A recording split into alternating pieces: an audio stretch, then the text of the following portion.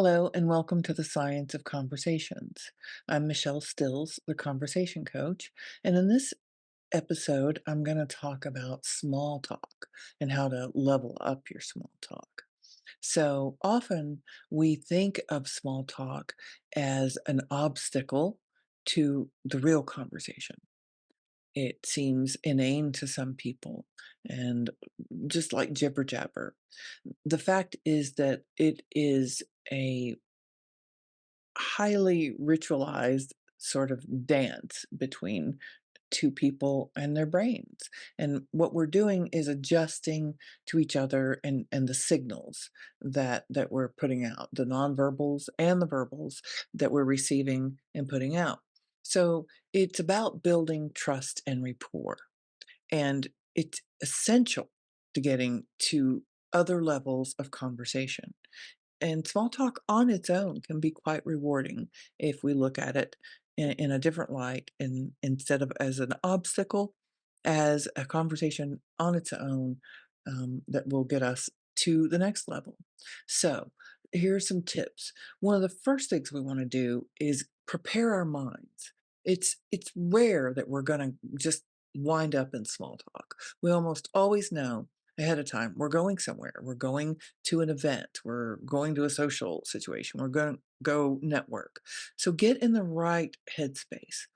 A lot of times that can be accomplished with the right playlist. And we'll discuss playlists in future videos because music can do a lot for our brains. And if we use it in this situation to achieve a state of calm, we're going for calm and confident. We're not going for "Grr," you know, "We are the champions, my friend," or techno or house necessarily. We're going for calm and connecting. So get your mind prepared. And one of the things you have to prepare for is the unknown because we're going into a social situation. We know there are going to be things we don't know. I had a Rumsfeld moment, but that is a fact. So, try to get yourself into a positive space and get your mind open and curious because that's going to affect your confidence.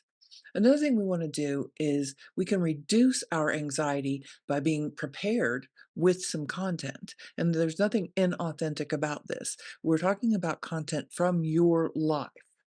Right? You can lower nervousness and anxiety by bringing a few go-to topics, and I call these little scripts and suggest these to my clients. You have some little scripts that are go-to topics, and you can bring those up in almost any situation. Right? They're gonna be, "What did you do this weekend?" And that's another thing I wanna touch on real quickly. Um, we will often people will say, "Hey, what did you do this weekend?" And we'll say, "Oh, no, nothing, I stayed at home. What did you do this weekend?" That's a conversation killer, in small talk. What if we switch that to, "What did you do this weekend?" Now you might be having the amygdala hijack because you feel like maybe what you did this weekend wasn't cool or great or isn't something people want to hear about. So please take the breath, go back and watch one of the breathing videos. And why is what you did not interesting? It's who you are. It's what you do. You need to let people know you. So how about, well, I went for a drive. Where'd you go? On the parkway. I went for a drive on the parkway. It was really a nice day, and I enjoyed it a lot. I listened to some great music. See, that is some openness, some vulnerability. It lets people see you. And it gives them the opportunity to ask you a question about your drive, your hike, ziplining, the movie you watched on Netflix, whatever you did. If it was stay home and read a book, that's what you did. And you enjoyed it or you didn't. And it's okay in most situations to convey either. I didn't have a great weekend. I started reading this book and I had high hopes for it, and it turned out not to be such a great book, Or I didn't, I was all ready to watch insert movie here, and something happened, and I wasn't able to, so that was a little disappointing, but it was a really nice weekend, so instead, I got out and planted some tomatoes. Insert here. So that is some content from your life that's authentic, that you're ready with that, because you're gonna need some content. So another tip is when it's your turn to talk, instead of wondering, "What do I say?" What do you ask? Right? Get curious. What did the person say? What are they conveying to you? It's not just the topic. It's about them. Let's connect with the person. What did they say? And then let's ask an open-ended question. And that often looks like, "Wow, that's really interesting. Tell me a little bit more about that. I've never been ziplining.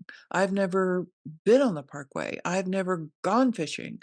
Or, um, "I've been there, and I really wanna hear your experience." What we don't want to do is switch into the "Me too, I did that," because then we're not hearing the other person, and we're not involving, them in the give and take of the conversation. We've taken the conversation, so we wanna hear them, respond to them. Then if we've had a similar experience, we wanna go ahead and follow up with that. "That's really interesting. I went there, I did that too, and my experience was this. I also had a great time." Or, "I went there, I did that too, wasn't so great for me." It can be the truth. What we wanna do is ignite our curiosity. Right? Approach small talk with a different mindset, with the mindset of uncovering exciting facts, stories, information about the other person. This makes your engagement real and less superficial. We've already elevated the small talk just by getting curious. Okay, and now we want to make sure we're showing genuine interest. And again, our emotional states, our amygdala hijacks, things we hear, the things we see on their faces that we perceive, and make us feel some kind of way, can prevent us from showing genuine interest, from being engaged in the conversation. And so we wanna check that. What is preventing us? Did we tune out? One thing we know is, and unfortunately, this time period is getting shorter, but every 7 to 12 seconds, all of us tune out to some extent. So, I've been presenting at conferences and look around the room, and people's heads will go down. You start to count 1001, 1002, heads go down at 6 or 7. So plan for that. Know that you're gonna tune out. This is more about the being prepared and preparing your mind, and reducing anxiety by being prepared for the unknown. Okay? Ignite your curiosity, show genuine interest, and you can do that by really listening to the person. And when you've got your curiosity on, right? That curiosity is ignited. It's much easier to engage with that person, truly listen to that person, and then ask questions that are relevant to what they've said, that make them feel seen and heard. So, I hope you found this video helpful. If you did, please like, subscribe to the channel if you haven't already, and let me know in the comments what you did like about this video, how I could expound upon some of these tips, what else you might like to hear, what's going on in your conversations.